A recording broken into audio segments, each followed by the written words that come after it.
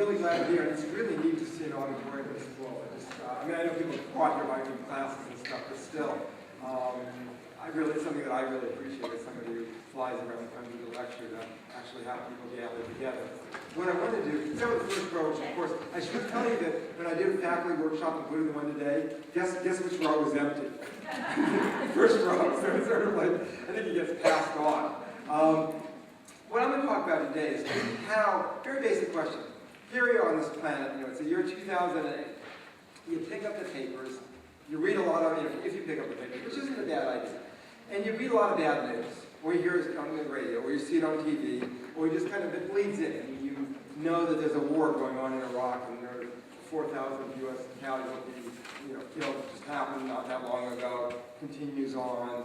I was on a plane where I was coming back from San Antonio to Denver, rode next to somebody whose brother who's back from the war, has huge PTSD, which is post-traumatic stress disorder. Car backfires, or 4th of July rocket. He's under the desk for the death, and she's afraid she's going to have the rest of his life. And then they stopped and they transferred Denver, and the Seattle where I'm going, and they delay it for 5 disabled vets whose legs are cut off below their knee to get on the plane. And they're just sort of like this world that we know it's out there, but maybe we don't think about it, and then it bleeds in from time to time.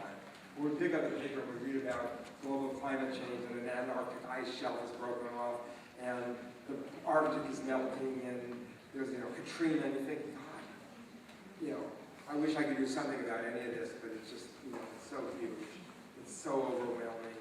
I just can't imagine what I could do. Or just the cost of going to school. A lot of folks are working, struggling to get by, trying to pay the bills. It's hard. I mean, some people are fortunate to have their families, but an awful lot of students aren't. And so you work for 20 hours, 30 hours, or you're going to debt. And it was interesting because I remember when I went to school, nobody I knew had debts for an undergraduate. Even went to a private school. You work 10 to 20 hours a week, you pay the bills, everything would kind of balance out. You wouldn't have, any of you are a doctor or a lawyer, you'd have some debt, but not as an undergraduate. And then they started in the Reagan years, they started cutting out the grants and switching them over to loans, and minimum wage started dropping, and it just got harder and harder to pay for school. And I went to community college, and I'd say half the people there in the classroom, 200 people gathered there, were working 30 hours a week or more. And so you think, well, can I do anything about it? And a lot of times I think the response most of us have is just, we can't. There's nothing we can do. It's just so much larger than us. And so you sort of hope that things muddle through and somebody solves it, but you don't really necessarily put yourself as one of the people who are going to solve it. And what I want to do tonight is just give some examples of people who are, sometimes very, very regular people who managed to shift history by the courage of their actions. And suggest that you can actually become one of those same kinds of people, whether or not you make the history books or anything grand or dramatic, or not, but to actually have an impact. And a lot of times when people, I'll talk to people who are saying, why don't I take a stand on an issue I care about? There's things that trouble me that are out there. And they'll say, well, I don't know enough. Maybe if I knew a little bit more. And you think, well, that makes sense. You want people to know what they're talking about. But then you realize after a while, at least I did, that it was like I'm a runner, so I think in track and field metaphors. It was like a high jump bar that's always higher than you can jump. So you learn a little bit, the bar gets higher. Yeah, I still don't know enough. You learn a little bit more, bar gets higher. Learn a little bit more, bar gets higher still. And you're always sort of saying, no matter how much you know about an issue, gee, I don't really know enough. And the sort of perfect standard suggests that you know everything. Have every answer to every possible question anybody could ask. Be as eloquent as Martin Luther King and saintly as Gandhi, and on and on and on. Just this kind of impossible person who none of us ever are. And the interesting thing is, I heard this past Friday the Dalai Lama was in Seattle, and I went to hear him, and he was on this big panel with, they were mostly talking about how to teach compassion to children. He was with a lot of child development experts. And I remember a number of times he would ask a question, and he would say, I don't really know the answer to this. And I was thinking, here's a Dalai Lama who's sort of one of those Nobel Peace Prize winner, esteemed international figure, and his response to involvement is not to say, oh, well, I have all the answers to anything that anyone could ever possibly ask me, but it was to periodically say, there's a really good question. How do you get children to become more caring I know we have to work on it, but I'm not really sure what the solution is. And I was thinking that's interesting because, again, this figure you would think would have the answers to everything, but in fact doesn't. And then I started thinking about how, the kind of stories that we tell ourselves in the culture about how change happens. And there was an incident that happened a number of years ago where I was on a CNN show in Atlanta and sitting in the studio. And Rosa Parks was on the same show from Detroit, kind of via a remote television hookup. And she was going on after me, so I didn't get to meet her or interact with her, but I was still sitting in the studio while her show unfolded. And what was interesting is that they introduced her by saying, one day Rosa Parks refused to move to the back of the bus, and that started the civil rights movement. And I got really upset. Can anyone tell me why I got upset? Yeah, exactly. A couple people said, yeah. Because it didn't start the civil rights movement. Because the civil rights movement was already going. And Rosa Parks was already part of it. And she had actually been part of it for 12 years at that point. She was the secretary of the NAACP, was then a major African-American civil rights group in the country. And she was the secretary of the local group in Montgomery, Alabama.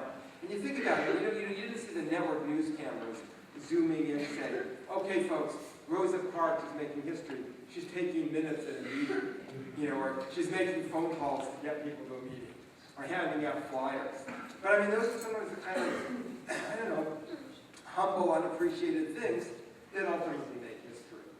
And so I started unpacking what I call the CNN version of history, and it's better than, God help us, the Fox version, which is like not on the same, I swear it is not on the same planet as reality. If they say that it is sunny outside, I will bring like a raincoat and 2 umbrellas, because I know that it's going to be pouring.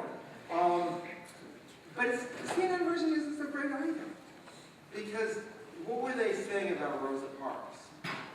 They were saying 3 things that I could remember, all of which were not true. One is that she kind of single-handedly acted and just changed history. Boom. 2, that she acted kind of on an impulse, like her feet hurt. So, her feet were tired, so she just refused to move that day. And then 3, that, she acted and things instantly changed. And none of those 3 things are true. And each of them have very important lessons about how social change occurs. So the first thing, you got to recognize that there's a whole community, which Rosa Parks had herself helped build around the NAACP and the other civil rights activists, in that community of Montgomery. So, for instance, there was a guy named E.D. Nixon. He was a union activist.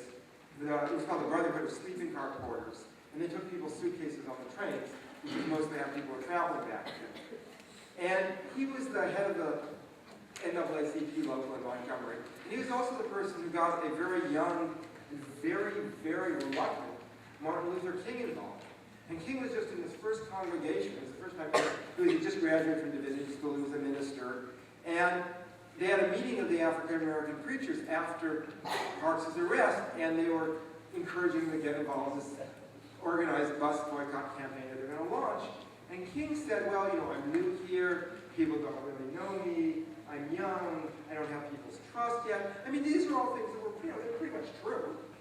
But nonetheless, if he had basically gone along on them and not gotten involved, we may never have heard of the name Martin Luther King. But instead, this guy Nixon convinced him and said, well, do you have the courage of your beliefs or not? And King did kind of reluctantly step forward. And then it was in Montgomery, Alabama, that he became this national figure because of his eloquence and just vision and everything else that we now almost take for granted. But it almost didn't happen. And so you think about that and you think, okay, Parks was part of a community. And again, she herself moved the building. And so one of the lessons is, when you're acting for change, you never act alone. You make an individual decision to get involved, but you're acting with others. And it could be 3 people, 5 people, 6 people. It doesn't have to be hundreds. It could be 3 fellow students. But you always have to have a little bit of a community to be able to brainstorm ideas and keep each other going and multiply the power of your actions as opposed to the isolated lone individual. So that's one lesson. Second lesson, what I would call intentionality. Now, it's interesting, there was a guy named Jim Wallace, who's an activist minister with this very excellent accent called Sojourners, and he had this phrase once, which I really like, because it's in my last book, where he said, hope is believing in spite of the evidence, and then watching the evidence change. So it's like here it is, you're hitting something that just seems immovable, and then because you act, because you take a leap of faith, it shifts, and new possibilities open up. And that kind of leap of faith is really important, because without it, all you can do is you look out and think, oh, gee, things are terrible, nothing's going to change. But right next to that leap of faith is something else. And that's the idea that you don't act by accident, you act consciously. And what does that mean? It means that you look at a situation you want to change, and you think, okay, well, what could I do on this?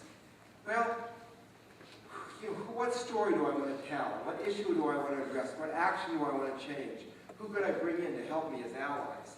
Who are the obstacles? Who do I have to convince? Or convince to change their minds?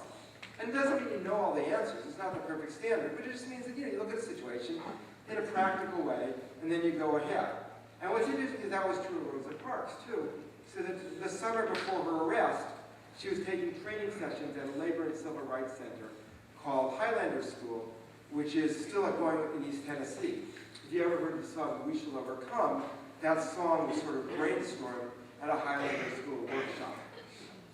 And Parks was there the summer before arrest, and she was meeting with an earlier generation of civil rights activists. Because there was an earlier generation. And they were talking about their struggles, and they were talking about the new opportunities they felt at this point, and they were basically, they were strategizing. And so when she took that action on the bus, it wasn't accidental. It was, even though that particular day wasn't pre-chosen, she was consciously launching a campaign, and she didn't know if it was going to succeed or fail. And in fact, of course, succeeded beyond anybody's wildest expectations, which is why we know the name Rosa Parks in the history books. Except that most of us don't know that larger story.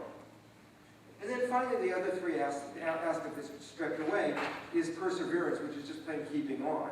So, you do something, it seems frustrating, you give up, you not give up. When Parks had given up in year 3, we would never have heard of her. Or year 7, or year 10, because it was the 12th year after her first NAACP meeting that she actually took the stand on the bus. And so that's a lesson to keep going. And I just thought all 3 of those lessons were, stripped away. And I guess I'm kind of curious, but just give me a show of hands if you knew sort of what I call the full real story, kind of like I described, versus just that kind of encapsulated version. Just raise your hand if you knew it. Well, so about 15, 20 people, and that's about, how it usually is. And one of the things that's just disturbing is that we don't teach this stuff in our schools, and we could. I mean, there is a Rosa Parks book aimed at an 8-year-old reading level, which you could use in 3rd grade, and, there's plenty of resources out there, but somehow, maybe it's because we're all too busy being tested or something, but we just, I call No Child Left Untested. We just don't, we don't have the time to tell those stories that might really inspire us. And in fact, I asked a student once, and I said, well, what do you know about any of the great movements for social change that have moved this country forward? About the abolitionist movement that ended slavery, or the women's suffrage movement that gave women the vote, or the union movements, or the populist movements of the farmers, or the civil rights movement, any of these movements. And he said, to be honest, we really don't learn very much. We learn a few names, a few dates, a few people.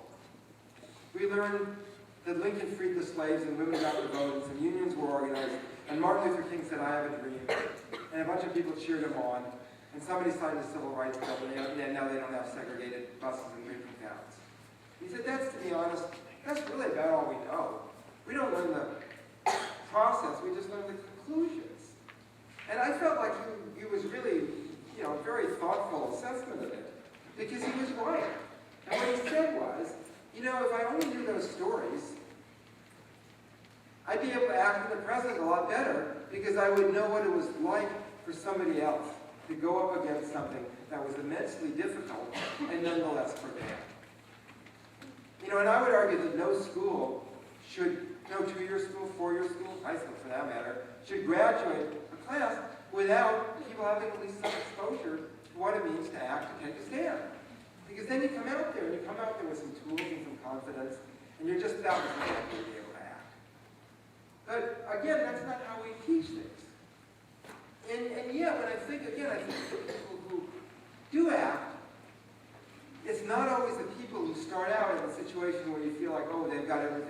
for them. There's a woman I write about who lives in San Antonio, Texas, named Virginia Ramirez, who dropped out of school with an 8th grade education. I mean, 8th grade is pretty young to drop out of school. She got married and pregnant, raised her kids, was just trying to get by. And then an old woman in her neighborhood died of the cold, basically. Her house was so run down that the wind would just whip through it in the wintertime. And she gets sicker and sicker and finally got pneumonia and died. And Virginia actually tried to get some help from some city agencies. And they were just these trio, you had these two poor Latino women. They just got turned away. And so she didn't know what to do. So she went to this community group called COPS, Communities Organized for Public Services. It's a network founded. There's a very legendary community organizer named Saul Alinsky. I would say that the group that Barack Obama worked with for 4.5 years in Chicago was very influenced by his work. And so she went down there and said, this old woman died, what are you going to do about it? And they said, well, what are you going to do? She didn't have an answer. She left. A volunteer knocked a few days later and said, well, why are you so angry? And she said, well, this woman played by all the rules, did everything right. Here's how our society left her, just to die. And then she started talking about her history, and like her father was a migrant farm worker. And you think about what work is valued in our society. Bill Gates is worth, I don't know, God, how many, hundreds of billions, a couple $100 billion, whatever it is.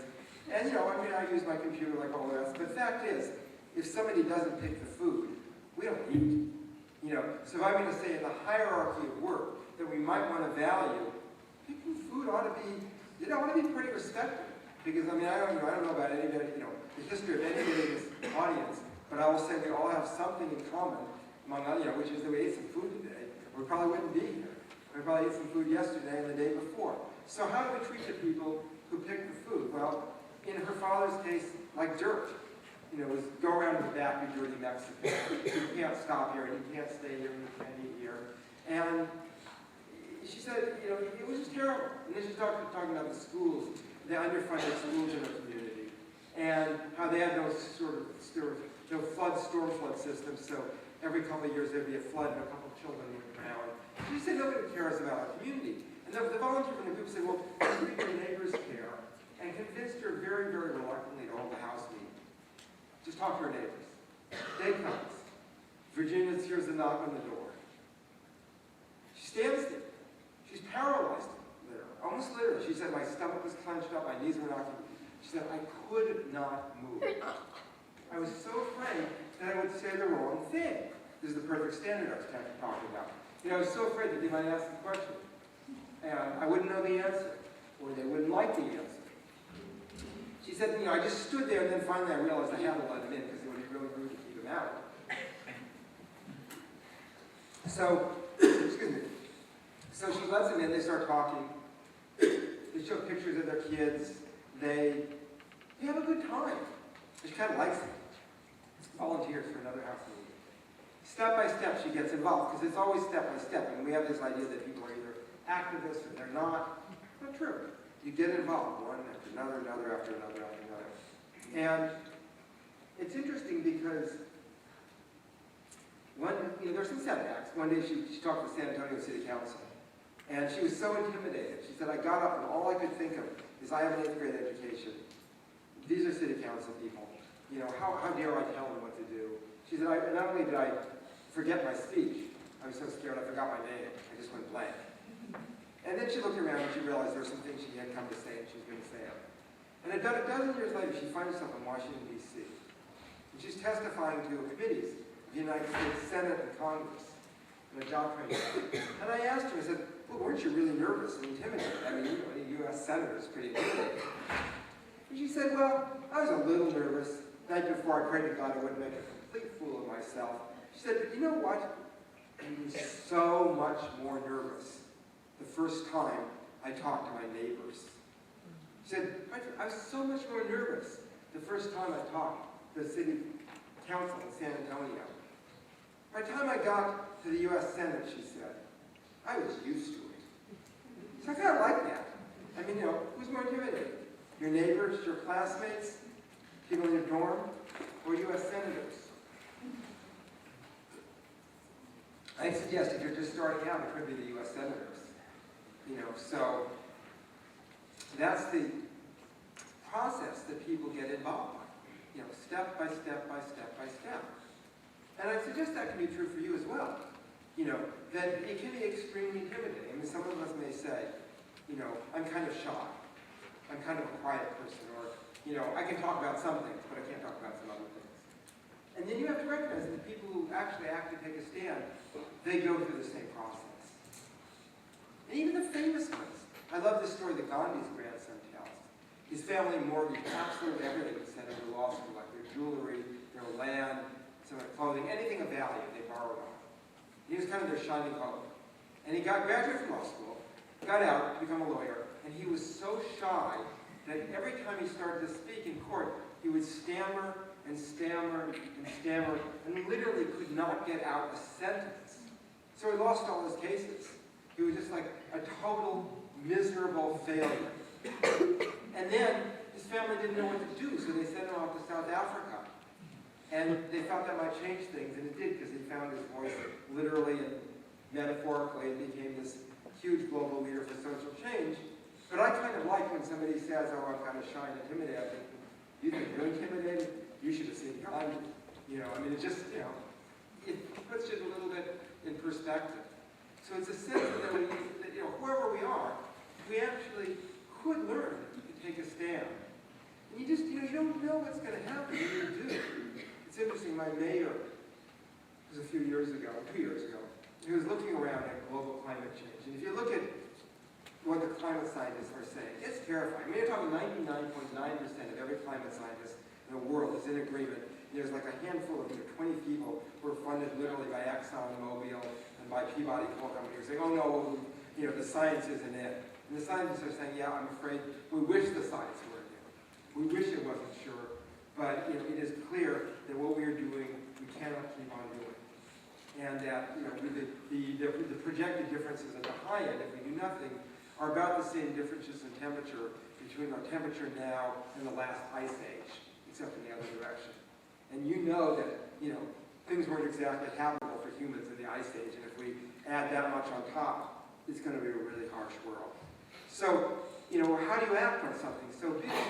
Well, it was interesting when my mayor said, look, the President Bush is doing nothing. I mean, he's just denying it completely. And we have a choice. We can wait until he gets out. But meanwhile, things are getting worse. Why don't we try and, I can do something as a mayor. I can challenge my city to meet the Kyoto standards of reductions, which were, I can't remember, they were basically rolling it back to the 1990 levels, within a certain time frame. And we can ask other cities to do the same. So we did that 2 years ago. What happens? Hundreds of other cities respond. I think it's something like 900 now. And we're talking New York and Chicago and Los Angeles and San Francisco and Laredo, Texas, and I'm pretty sure I'm certain Santa Rosa is one of them. I mean, just all these cities, big and small. And there was a conference of mayors that happened in November in my city to work on climate change. And first I thought, oh, well, they've got some other conference, like a general mayor's conference that they're probably going to. And then I realized, no, they all came out just to work on this. And about 130 cities from literally Anchorage, Alaska to Miami, Florida. And they're all working on this issue and trying to make some headway. And I thought this is really exciting because, in a lot of cases, the people who pushed them to do it were ordinary citizens. It didn't just happen. But you can see this sort of movement even on these huge, gigantic issues. You can see there was people moving together. And one of the interesting things that happened is California has this huge retirement system for all the people who work for the state and all the teachers. And they own a lot of commercial buildings because that's part of what they do.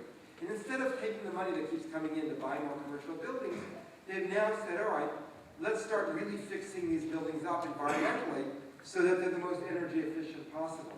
And they discovered, oh my, guess what? They actually make more money doing that than they would have by buying new buildings, and they help the environment. So you look and you sort of see these possibilities opening up in all sorts of directions. And the interesting thing is that you don't really know at any point when an action is going to have an impact or what kind of action impact it's going to have. So for example, there was this is a dorm in South Carolina where they're building a new dorm, and they decided to make it as environmentally responsible as possible. And they had to work with existing budgets, but they ended up, you walk in there, there's this monitoring system that compares it to all the other dorms in terms of how much electricity, how much heat, how much air conditioning, how much water, and it's like half as much. And people were blown away by it. And so they started a whole architecture training program using that dorm, for green architecture. And then some state officials became coming by, and they said, well, every building over a certain dollar amount that the state invests in has to meet certain environmental standards. And it was all because of this one dorm. You know, it was another school where the students used their own fees to build a new student union that was environmentally sustainable. It was pretty cool. They were so proud of it. It was like, this is our student union. We did this. I mean, what a wonderful feeling. It was at a conference of 6,000 students. I'm sure there were some from Sonoma State, called Power Shift 2008, all dealing with global climate change. And they were pushing the elected officials. It was interesting that Nancy Pelosi, the Speaker of the House, was on the speaker. I was one of the speakers. She was also one of the speakers coming after me. And she was saying that these are the reductions we're going to do. And the students started chanting more, more, more. And I talked to them, and Pelosi was sort of taken aback, like, well, we're doing this. And they were saying, no, you got to push it further. And I talked with her a little bit afterwards, before she left. And she said, you know, she was sort of like taken aback. And she said, boy, they're pretty serious about it. I said, yeah, they really are. So, you know, here's a bunch of students from around the country affecting the person who's third in line right now, third in line for the presidency, Speaker of the House. You know, who's indeed a good person, but could be pushed further. And so you just don't know. I'm going to give you a very different example from a totally different context. One of the people in the book I write about, in The Impossible Take a Little While, is a guy named Václav Havel, who was the former president of Czechoslovakia. And he was also one of the major leaders of their democracy movement under the communist dictatorship. And it was interesting because he was describing the roots of this resistance to the dictatorship. He was writing while the dictatorship was still going.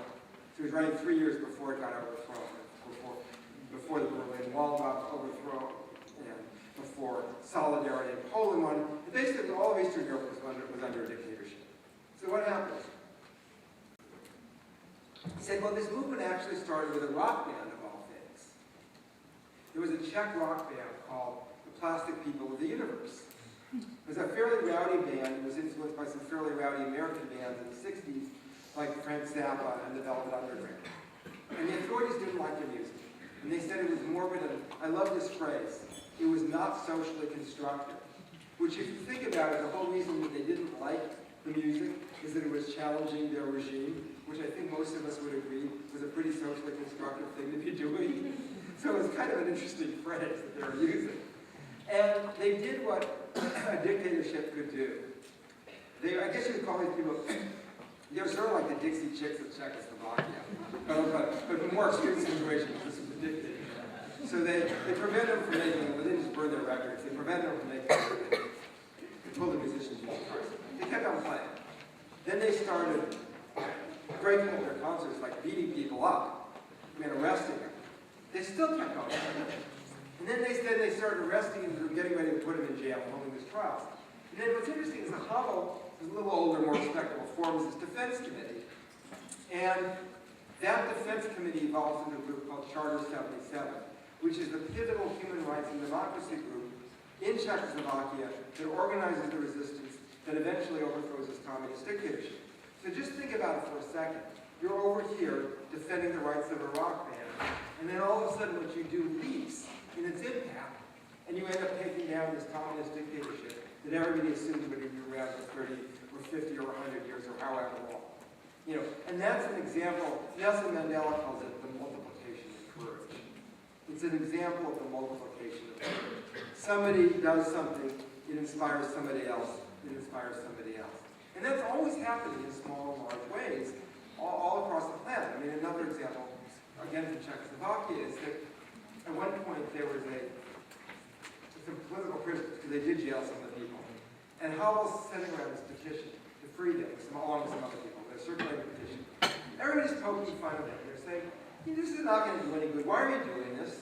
You're just trying to get attention. If they're not going to listen to you, why don't you quietly help them behind the scenes and maybe give some food to the families of prisoners. But what you do is not going to make any difference. And what's interesting is that I've heard people say that time and time again in this country, in America. And they've said, it's just not going to make any difference. And I think that there's, it crosses political lines. Some of the people are cynical, some of them are just resigned, some feel helpless, some feel hopeless. And this is part of what Obama got, the blunt truth that Obama got in trouble for pointing out the other day. People feel bitter sometimes. They feel like no one's going to listen. And yet, here's what happened. So Havel was writing about 7 years later, again, before the dictatorship fell. He says, we actually didn't free the prisoners. We tried our best. Sometimes you just don't succeed. That's life. He said, but I wouldn't say it's wasted. Because two things happened. Very important. One is the people who were in jail, when they got out, they said that because we were standing up with them, they weren't alone. And they knew that and they could keep going. And they were really courageous people, and we needed their voice. It's kind of like when Nelson Mandela was in jail in Robben Island prison in South Africa. And you can imagine this for a second. They're taking there, and they're telling him, Mandela, you will never leave here alive. You will die here. You will rot here. And he assumes, of course, that he's going to get out. Because you would, that something's going to change, kind of trumped up charges to begin with. Something, let me back out. A few years go by. A few years more go by. Then it's 10 years. Then it's 15 years. Then it's 20 years. 27 years later, he gets out. Not only with his body and spirit alive, but, blossomed and powerful and strong, and becomes president of South Africa. So how do you survive 27 years in a South African prison? I mean, it's always unimaginable.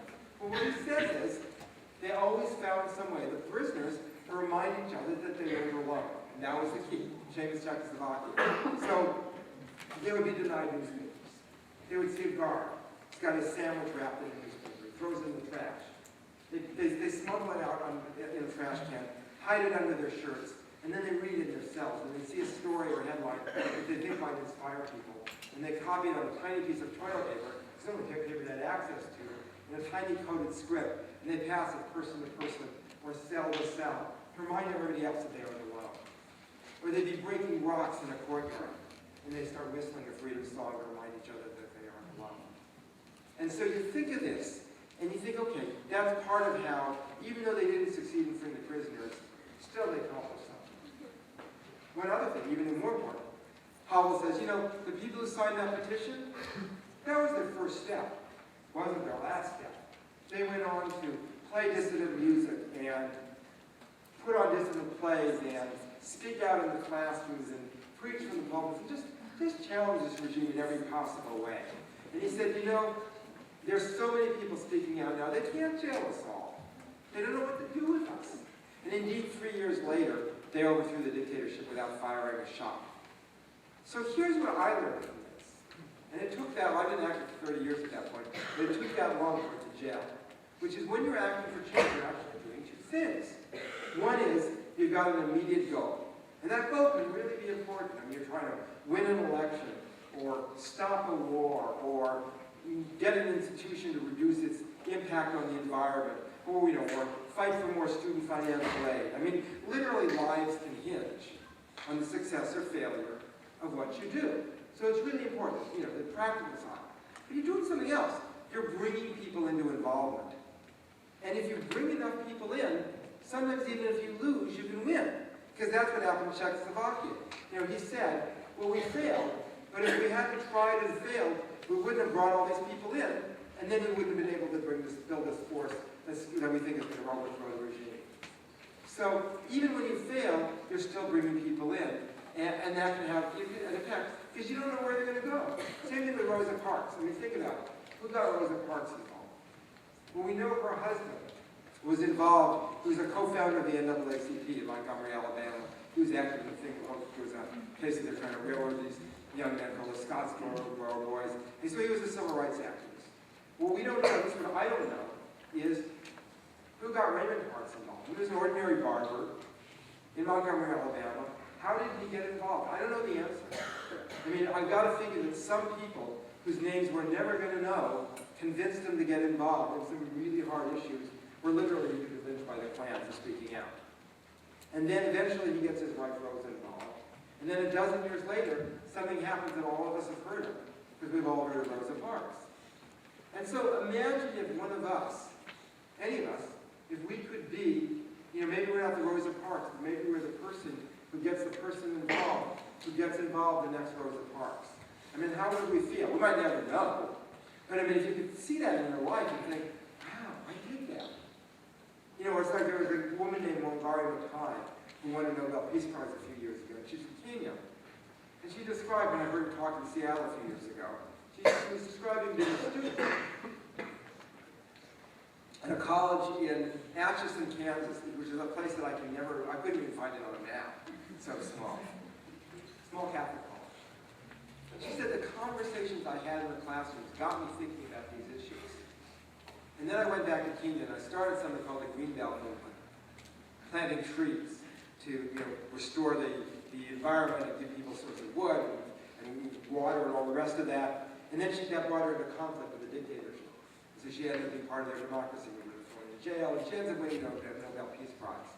But in her judgment, it all hinged on these conversations when she was an 18 or 19-year-old college student in the United States. So supposing you think, gee, maybe I've got the next Nobel Peace Prize winner sitting next to me in the classroom or the dorm, but they're only going to be that if I heard that. To me, that gives a huge sense of power and possibility, because it says not only are my actions what I can create directly, but they're what everybody else I bring in can create. There's a friend of mine who's a theologian and historian named Vincent Harding, he's a civil rights historian, and one of his books he talks about there's a river. He talks about a river of social involvement, social justice involvement. These are theologians who says it goes back to the biblical prophets, forward to the future. Everybody who acts for change is part of that river. And the broader the river gets, the more powerful it is. And I like that concept because, if I have people ask, well, what are you trying to do? I'm trying to broaden that river. I want more people speaking out for justice in their own ways, because the more of us there are, the more powerful they can be. And you don't know the impact you have. I'm just thinking, these are a couple things in my own life that are not particularly, you don't need to have written, I wouldn't have had to write books to do. Just during the last election, we had a governor's race, and I was knocking on the doors to get people out to vote. And I got about 3 people I know, 2 people have forgotten, and 1 person needed a ride in the course of a day's work. A governor in the state of Washington, 5.5 million people, won by 129 votes. And after 3 recounts, 129 votes. And I know there was at least 20,000 people volunteering in my state. So if each of us got 100th of a vote, we still would have made a difference.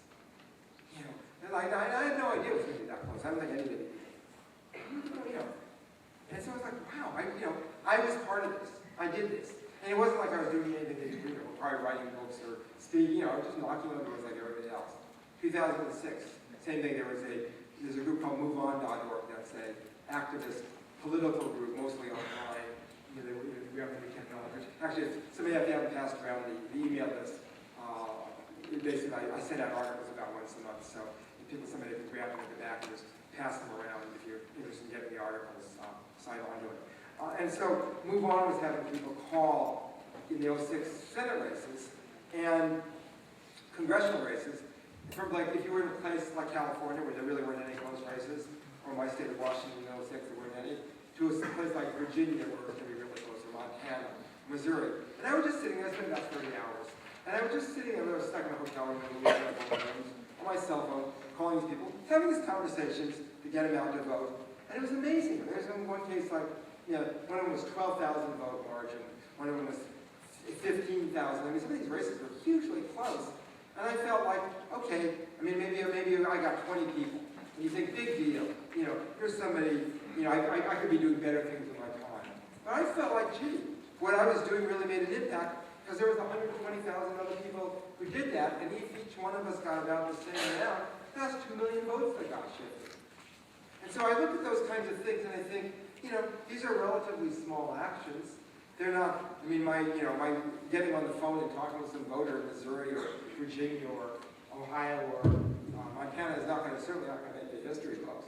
But nonetheless, something happened that shifted things that was really important. And so, I look at that and I just think all of us can make those kinds of leaps. And, we have to assume that the results are going to be worth it. And then sometimes we find out, and sometimes we don't find out for years later. And so then the final question is sort of, how do we keep on doing it? Because, these are difficult issues. No question about that. And I'll give you two stories. One is a friend of mine who died at 101 years old. Amazing woman. I just felt really lucky to have known her named Hazel Loeb. And she got started, I guess you could call it in a fairly humble fashion. She was 11 years old and she wanted to play basketball. And they said, oh, girls can't play basketball. Everybody knows that. This is like 1909. And she said, oh yeah, I think we can. And like the principal just said, he wasn't used to this. It's like, who's this mouthy 11-year-old? And it's like, okay, just don't bother me, go play basketball. And so she did. She kind of got some confidence. Then she moved down to Washington, became a union organizer, give people a kind of common voice at work. And it was really interesting. Something she did in her early 20s. They passed one of the first public retirement systems in Washington that became a model for Social Security. And the interesting thing is Hazel never made a lot of money. She was a secretary to an underpaid labor and civil rights lawyer.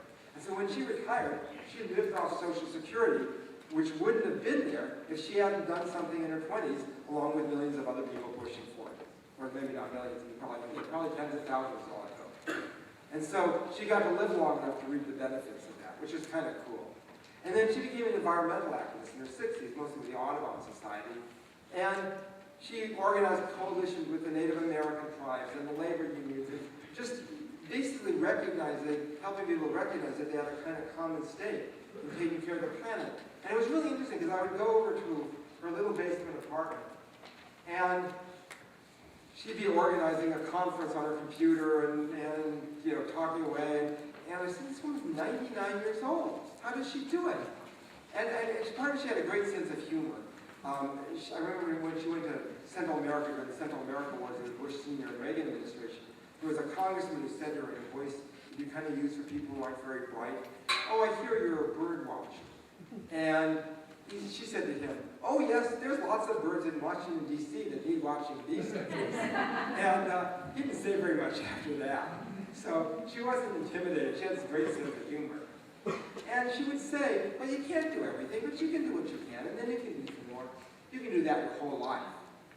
And she would talk about getting sustenance from the natural world. I mean, like, you folks are just, as I was driving up, it was just, astoundingly beautiful part of the country, as is where I live in Washington State.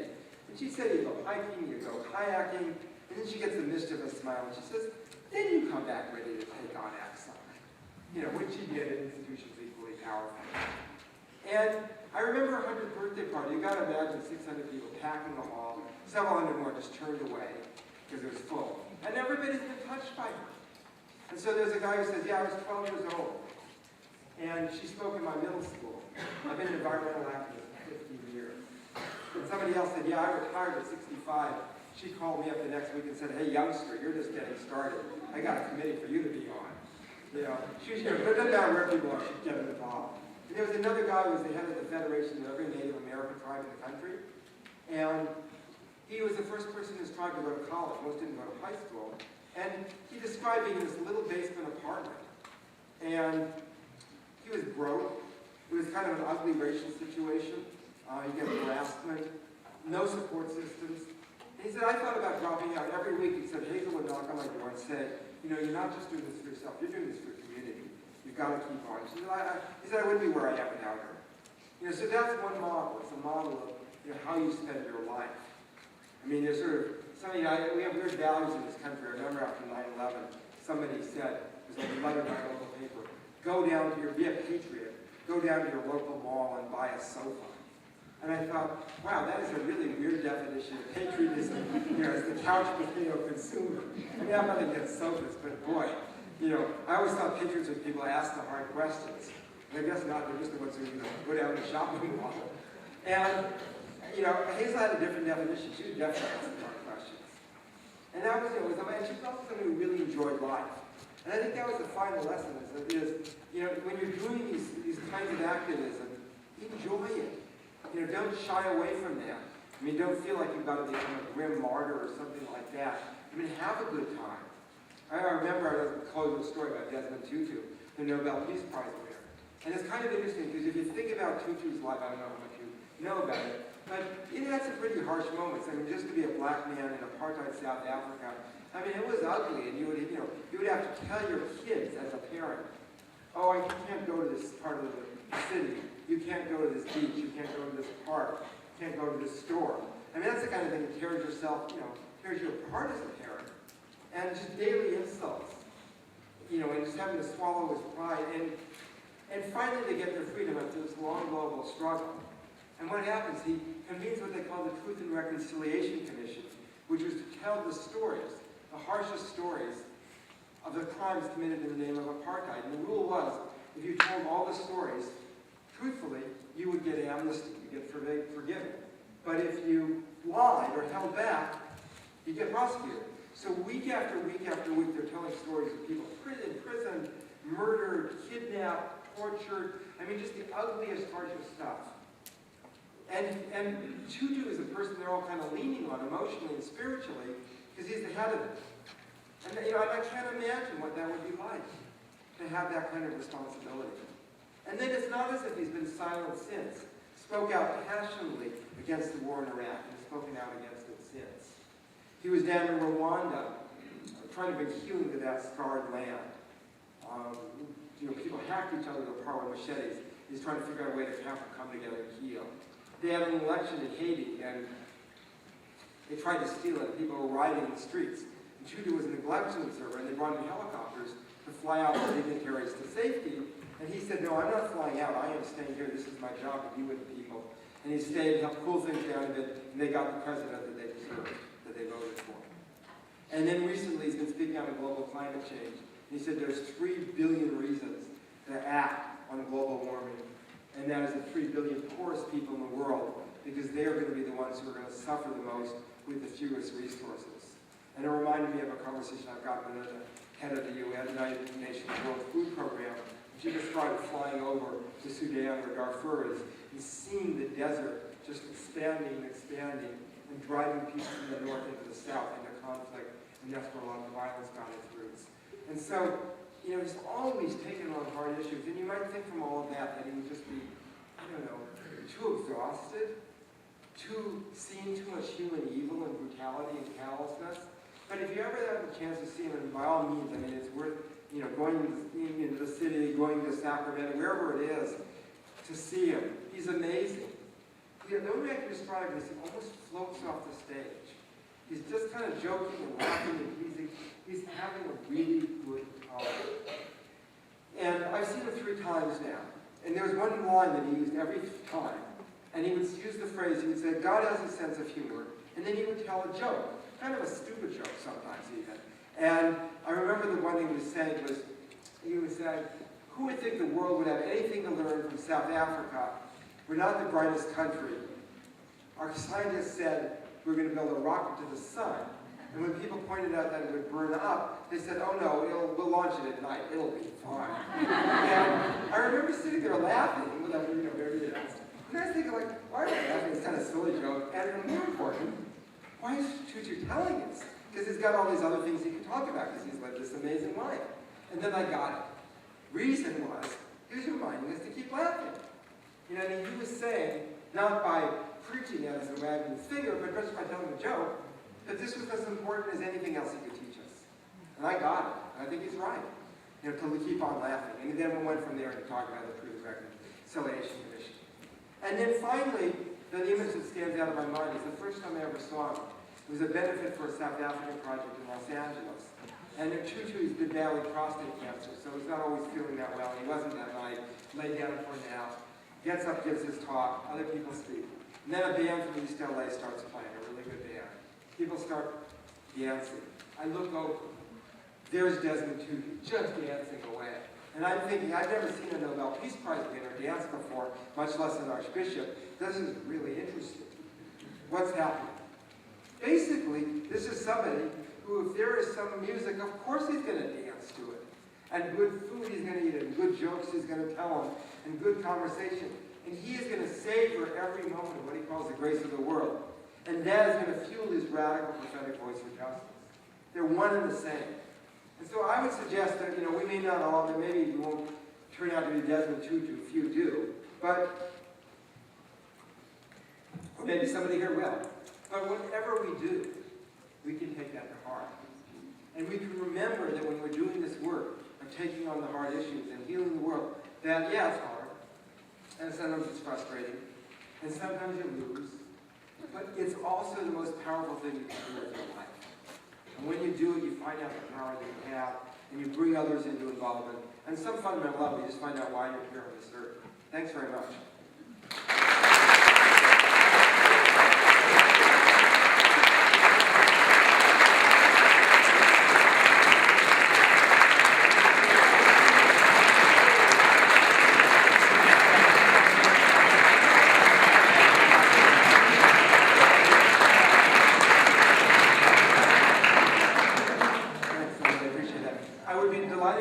Questions? Just raise your hand. No? Yeah, in the back there and then there. I guess. Well, what else? Yeah, here and then there. I'm just trying to go where I go. Yeah, stand up, please. How did you get started in your act? Oh, this is a great story to tell. It's no mistake. It really is. I'll just hear why. Okay, so there was two key people in my life because I get asked this question a lot, and one of them was. My rabbi, when I was growing up, we took a lot of real stance. It was right after the war that Israel occupied the occupied territories in '67, and everybody was a Jewish congregation, of course.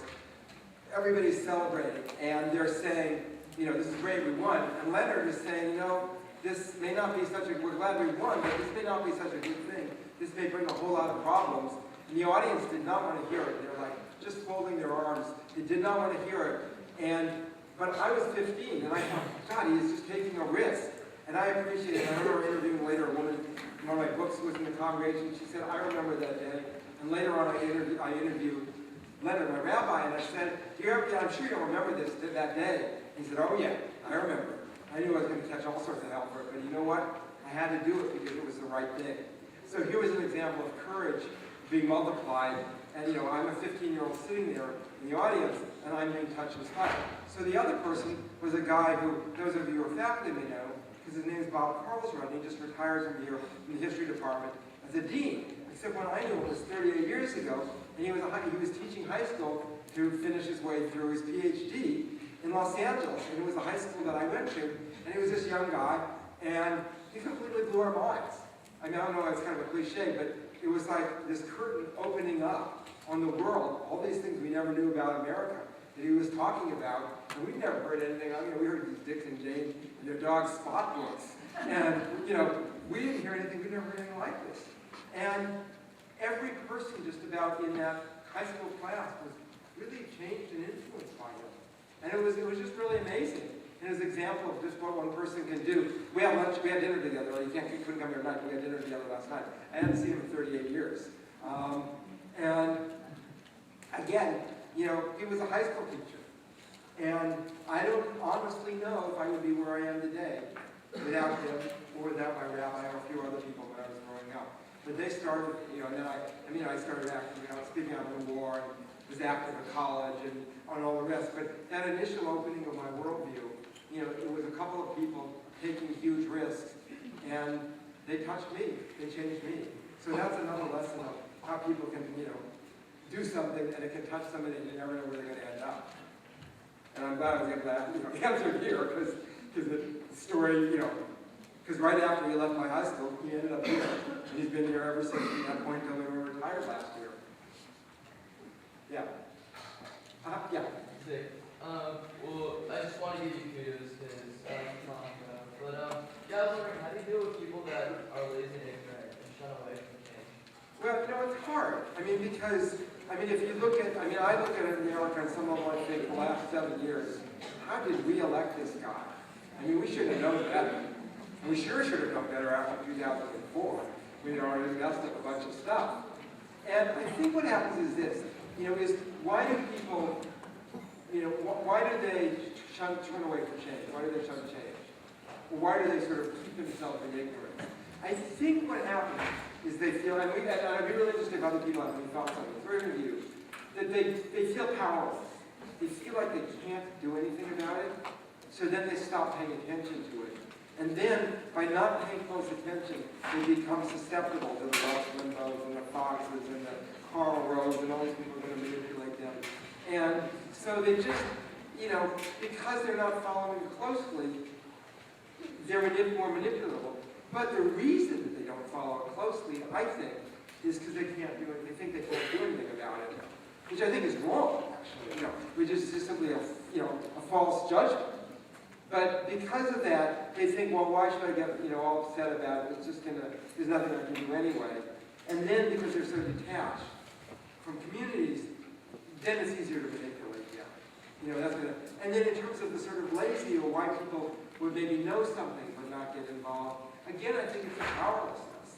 I just think it's like they don't think that it's going to be worth it, that it's going to have an impact. And so if you're there and you're asking them, can you get involved? And they say, nah, I don't know, I'm too busy. People always say that. I feel busy. But what it really is I don't think I can make a difference. And that's where the patience comes in. Because it doesn't mean, maybe if the same person says no 5 times, you end up, you direct your efforts to somebody else instead. But you got to keep on asking. It's interesting, I heard this story, well, let me preface it. There's a guy named Rich Cizik, who's the vice president of the National Association of Evangelicals, which is about as conservative a group as you can get. And he's gotten involved in the climate change issue, and he's been an amazing force. I mean, he's been taking key evangelical leaders, like the guy who did the book, The Purpose-Driven Life, to the Arctic with key climate scientists so they can actually see what's going on. And it's had an impact, because the Southern Baptists amazingly just made a big statement on it. And I interviewed Cizik for 2 hours, and he described being changed by this prominent British climate scientist who was also an evangelical named Sir John Howard. And how Howard talked about it in a way that he understood, and all of a sudden the light went on. And he said, this guy Cizik said it was equivalent to being born again, which for somebody from the particular background of Cizik to say that is saying it was like the most important thing in my life. So, it's a huge statement. And then just Friday, I was at a talk because I'm working on climate change, a guy who was another evangelical who's been speaking on this stuff, and it was at a very conservative church in Seattle. I was thinking, this is interesting. They never have stuff like this here. I'm going to go check it out. And he told another story about the same guy, John Houghton, and he said, he asked Houghton, how do you keep on, you must be very patient, because you keep on trying to convince this constituency that's really very resistant of these evangelicals in America, because they're very Republican, they're very conservative. And he said, if you're going to get change, this problem isn't going to get solved until America changes, because America is 30% of the world's carbon emissions. And Americans, right now, the Republican Party is in the ascendancy, and unless the evangelicals change, the Republican Party is not going to change.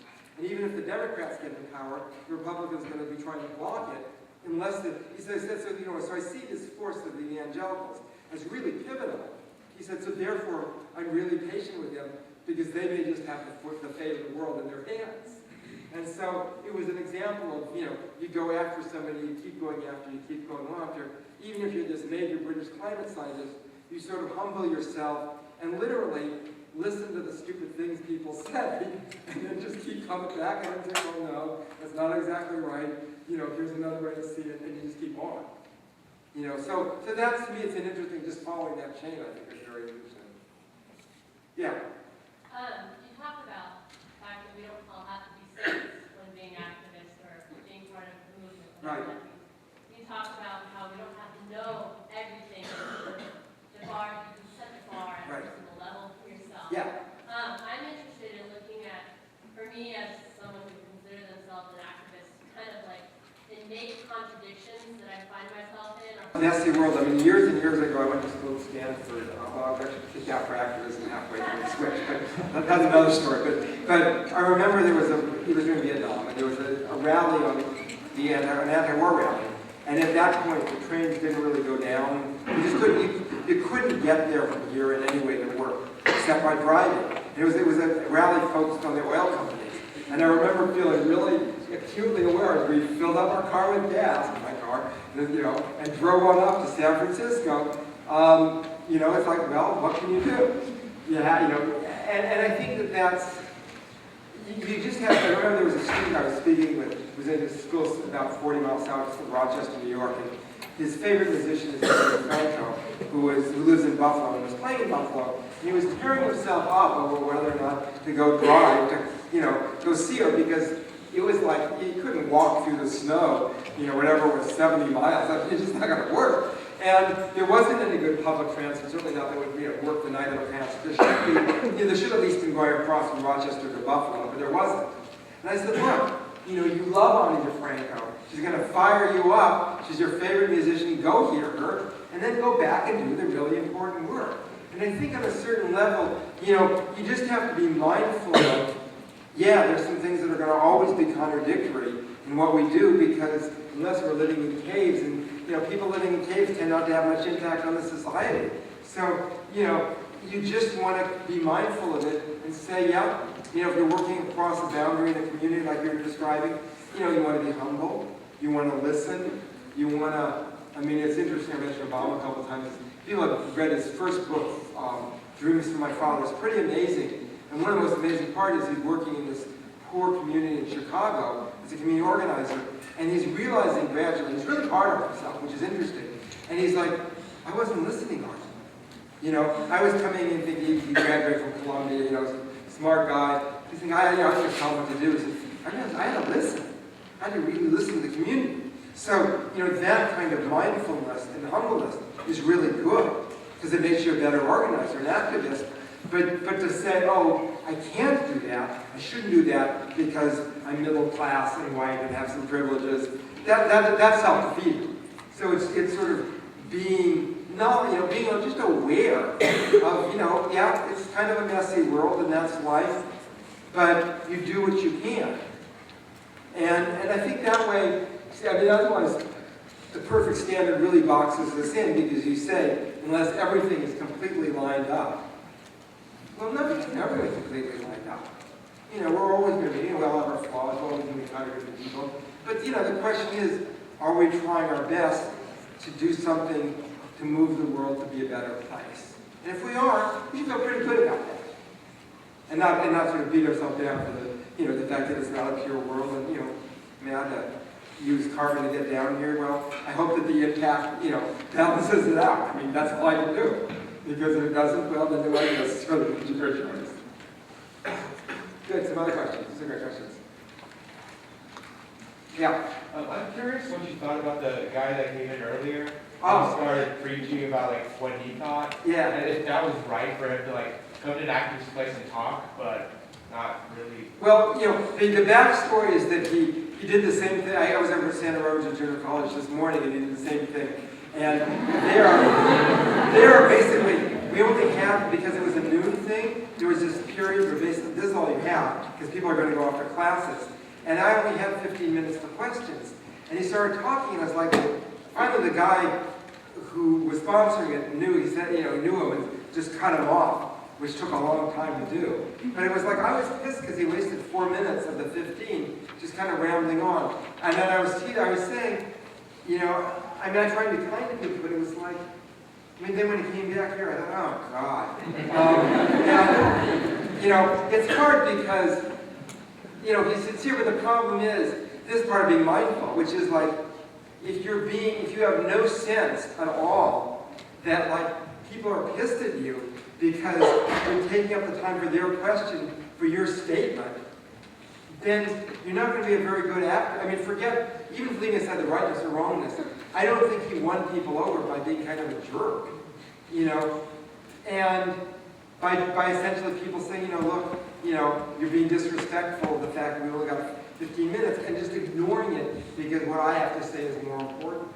And again, that doesn't mean that, certainly there's some context where, you have to go in and speak truth to power, and, institution may not want to hear what you have to say, but it's really more important. But I don't think that this, or the Santa Rosa, I don't think those were those kinds of situations. So I felt like it was, and I'm trying to sort of take the most general lesson, besides the fact that I was pissed at him for doing it not once, because I was once a year, he did it again. It's like, I thought, okay, he's got it out of his system. Talk hasn't started, it's all right, it's not great, but it's all right. Then he starts doing it again, I was thinking, okay, God, You know, get them out of here. It's just, you know, it crosses the point where, I mean, I'm describing it, where it's being disrespectful to the people here. And that, you know, and that's frustrating. I mean, I guess he does it in all sorts of contexts, and he has restraining orders, you know, he's kind of mentally unstable. I mean, literally he is. And he has some restraining orders against some synagogues he can't go into, and somebody said that he, you know, came into the Catholic Church, and, you know, and so, you know, you want to be gentle with somebody like that, but I was joking because he was talking about general strikes. And the fact is, there's been a couple points where, actually, as he said, you know, the general strike was really important, changed history, but it doesn't get organized by somebody yelling out up here. You know, you have a bunch of unions getting together saying, okay, and we had one in Seattle, you know, we're out of a shipyard strike, every worker in Seattle is going to strike and did for, you know, a couple of weeks, and that was very powerful. And I said, this guy gives general strikes like that. I don't know. So that's, you know, and I don't want to be completely cavalier about it, but it just, that, anyway, that was my take. Again, colored partly by having him do the same thing this morning and we already kind of tested that. Yeah. I'm just wondering how you feel about this. Do you think President Bush and or Vice President Cheney should be impeached? Yeah, I mean, I think well, there's two separate questions, actually there are 2.5 separate questions. One is, do they deserve to be impeached? And I would say that there's absolutely, I wouldn't even hesitate to blink on that they absolutely deserve to be impeached. I mean, there's just no question about that. So then there's two other questions, which is, should basically the House has to initiate impeachment, and then the Senate has to vote on it. Should they do that now, and or should they have done that? I mean, before 2006 it was impossible, because the Republicans would never bring it to a vote. Should they have done it when they got in 2007? And you know, I have two more, because I can, you know, their argument was for not doing it, if we do this, then they're going to see it as political retribution, and plus we're not going to get anything else accomplished, and plus the Senate, the Republican senators won't vote for it anyway, so we'll lose. On the other hand, you get the truth out there, you know, and you get, you know, the truth is pretty important, and the truth of what this administration has done to the Constitution is awfully important because it's larger than any one administration, you know, and so I tend to think that they should have, I mean, the other alternative, which they did do some of, which is hold a whole ton of hearings on a bunch of the abuses and get that out to public light. But on the other hand, the impeachment does really focus things. Now, there's a separate question now, which is, should they do it with, you know, what do we have, 5 months between now and the election? What? January 21st. January 21st. We have until then to do it. That's not Yeah, they have until to do that. Yeah, that's true. Yeah, that is true. And I don't know, you know, my own sense is that I think, you know, it's one of these really hard political calls. You know, I think, well, it's here out of your head. I don't think it's a hard moral call. I think it's a harder political call than it is a moral call. You know, and maybe the political call is you do what's morally right. You know, anyway. But you know, what I would say is at the very least what should be done. And it's interesting because I follow, as I mentioned, Pelosi. Somebody I basically like and respect. I mean, I think that her values are good. She cares, you know, she did vote against that war. She cares about a lot of stuff. But I wish she pushed further. You know, and if she's not going to do impeachment, then at the very least, when they have something like the energy bill that gets shot down by the Republicans because they filibuster it, then or the war stuff, then they shouldn't be afraid to call them on the bluff and basically say, okay, you want to filibuster? Let's have a debate for the next 6 months, if necessary, on the war, and let's talk about it, and let's see what the American people choose. You know, because what I would say is that at this point, I mean, you know, would Bush be able to be successfully impeached with this Senate? No, because there's the Republicans that are in there. They're not enough independent-minded Republicans to actually, no matter how bad the evidence, to convict him. So it's about political education, one way or the other. And the question is, if you're not going to do that, then I think you should do something, you know, that pushes further in the direction of serious political education. And it's hard because the trade-off is, I mean, you know, the minimum wage, because of a compromise, the minimum wage did get the increase. That's a good thing. And so, I can put myself in the shoes of people who are compromising for good ends, and I can say, yeah, that's why they're doing it, but I still think they need to push further. So that's, go there, and then I'll look back to try to get the review. Yeah. Yeah. Do you think that there are any goals that the type of the multiplication of courage, of just making small efforts that eventually lead to big efforts, are there any goals that may not be the best way to approach it? Are there things that need a different approach? Like in what sense? Need what? Like a different approach? Like what kind of approach? Things that need to start higher up, that have a different. Well, I guess what I would say is, to my mind, the multiplication of courage.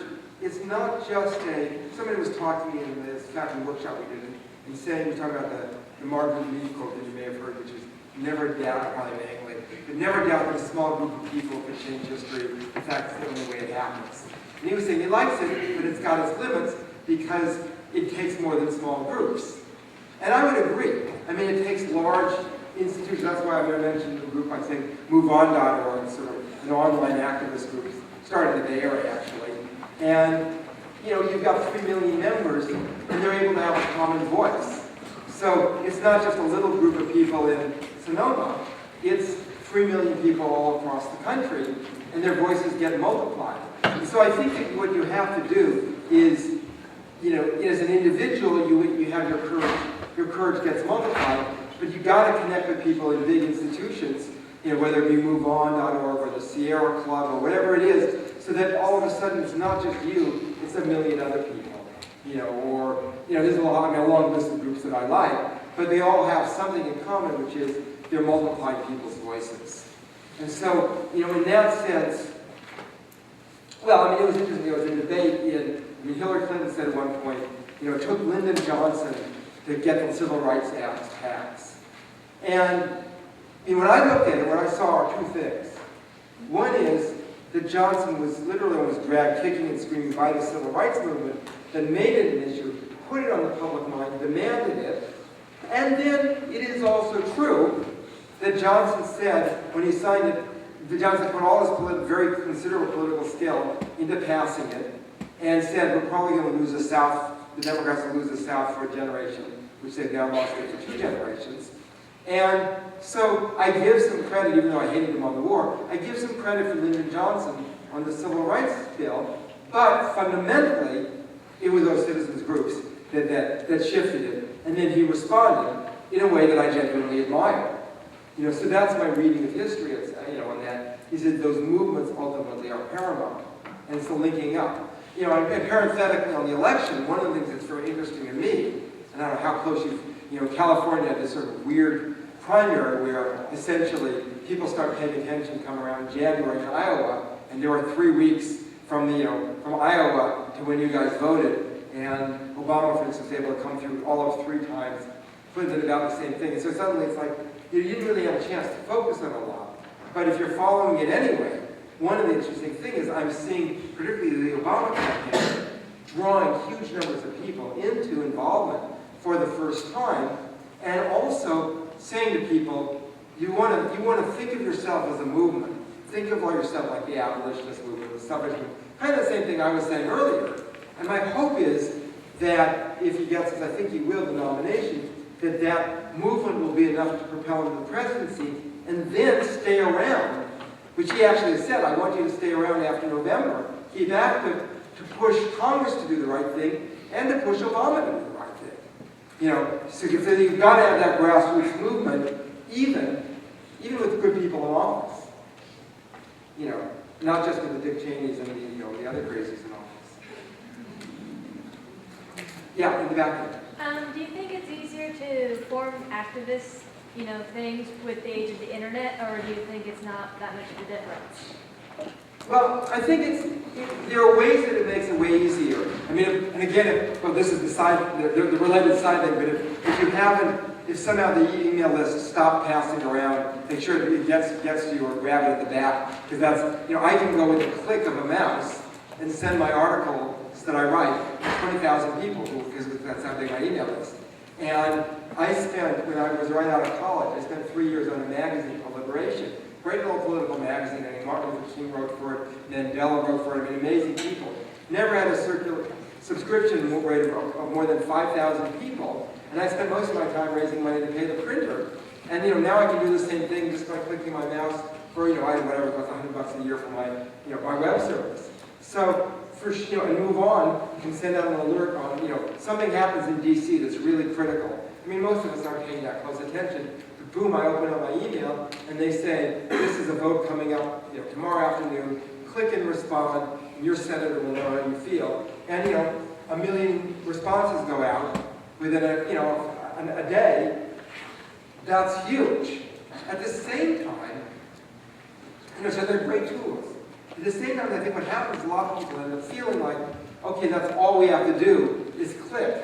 And I wrote this piece literally called The Seductions of Clicking. Because what I found was, when I mentioned earlier calling for Move On, and there was 100,000, 120,000 people who did it. But that's out of 3 million people. That's not a very big percentage. And if it had been 200,000 people, maybe it would have shifted another few seats in the Senate and Congress. I mean, it might very well have. So, even if something at a relatively low level, they give you the script, you can modify it, but they walk you through it, very well organized. Still only, maybe the 3 million is 2.5 million in the U.S. or 2 million, but still, it's a pretty small chunk of it. And it's not just Move On, it's all the other groups that I know, that they've got these really big email lists, but if it comes down to the number of people who actually act, it really compresses. And I actually think that there's a little bit of a way that the ease of doing something online makes it harder to do things offline, even if it's just picking up the telephone. And that's something we're going to have to get past. I mean, it's not like the groups are trying to do it. They're trying everything they possibly can.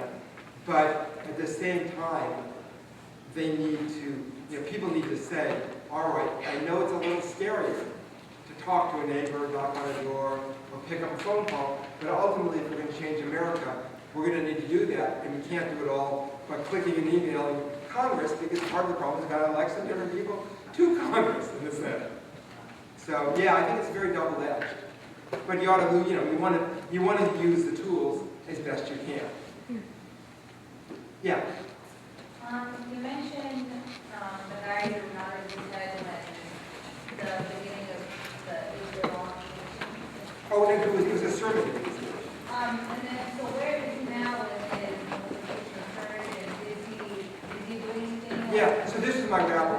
Yeah, so this is my rabbi who basically gave us a regular sermon right after the war, and it was basically challenging people to ask some questions that they really didn't want to ask. All they want to do is just cheer on the home team. And he was saying, no, don't just cheer on the home team. Raise these difficult questions. So yeah, he's worked on war and peace issues his whole life. He's been working on homeless issues more recently, but they're all intertwined. I mean, he's probably in his 80s now, and he's still active. I mean, he stayed there for his whole life. But it's amazing how many people he's inspired. What's some of the heat that he received? Like you said, he received a lot of heat for... Well, I think people just were upset. I mean, I could see it visibly in the audience. I mean, they were just sitting like, and this is a pretty liberal congregation, and he was, he'd been a rabbi for a while. And so there's like, I don't like it. You can tell by people's body posture. And I don't know whether people pulled contributions or not. They might have. I mean, it's entirely possible. I never asked them on that, but it's entirely possible it's happened over that issue. Where, you get a big donor to the temple fund, and they just say, I'm sorry, your $10,000 check that you're counted on every year, I'm taking it elsewhere. And what do? Well, I think you ultimately have to do the right thing regardless, but that's not always an easy thing to do. And that's one reason a lot of people stay silent, in an institution, because there's always a potential cost. There's always somebody who's going to be upset. So I don't honestly know. I forgot to ask him. I mean, he said I knew I was going to take a lot of heat. How much heat he did get? I mean, the temple did continue.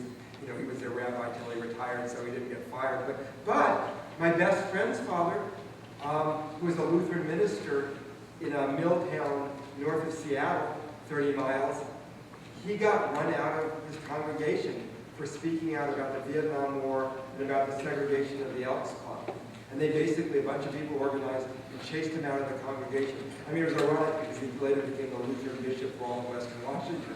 But, he got driven out of that congregation. So, the heat that people can take is definitely real. But he did what he had to do. Cool. Maybe one or two more, then happy to talk informally. The books, by the way, are really good resources, and I do slide my prices for poor students, community activists, whoever. And if and also again, if you have signed emails, please change it once or twice a month. And people really like the articles, and they pass them on. It's a good way to stay connected. So anyway, yeah, there and then there. Maybe. There's another part of the Rosa Parks story, I don't know if you've heard this part, but I've heard about it, where she was not the only one who Yes. go to the back of the bus, but she was the one that they thought was most appropriate Yeah. to put out. Yeah, there were two young women from the NAACP youth section who, I think it was in the year period before, I might be wrong in that time sequence, who refused to move to the back of the bus. One of them was unmarried and pregnant, so they were deciding strategically who to make the symbol of the campaign. And they made, rightly or wrongly, they decided that so much was stacked against him that if they were going to make this campaign, they wanted him to be a quote pillar of the community. And you could argue that. But one thing is certainly true, that the young women who refused to move to the back of the bus helped put the idea in the mind of doing it. And that's certainly true. It's like a testament to the collective consciousness when things are, when the timing is right. There's usually more than one person doing it. Yeah, exactly. And in fact, there were people. I have a couple friends whose fathers, in different cities, refused to move back. It just didn't become a whole issue. They basically took these sort of lonely. One of them was just out of service after World War II, and took this kind of lonely stand, and but a lot of people were doing it.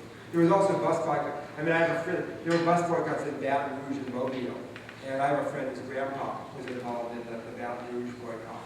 It had more limited goals. It was before the Montgomery one, and it partly succeeded. Yeah, there was somebody over there. Yeah.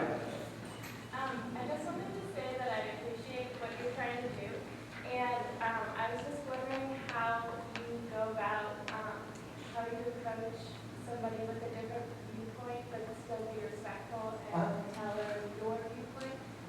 Yeah, how to do that in general? Well, I think the word you use, respect, is really key. It's like when I'll get questions sometimes that are sort of like a hostile question or something, and I always try to think, okay, is there any little part of it that I think is a legitimate concern? And I'll sort of start with that, and I'll say, I can see how you're concerned about this. And then I'll sort of explain where I agree and disagree. And I think what you really want to do, it's like more than anything, this culture disrespects people. It really does, except for a few elite people.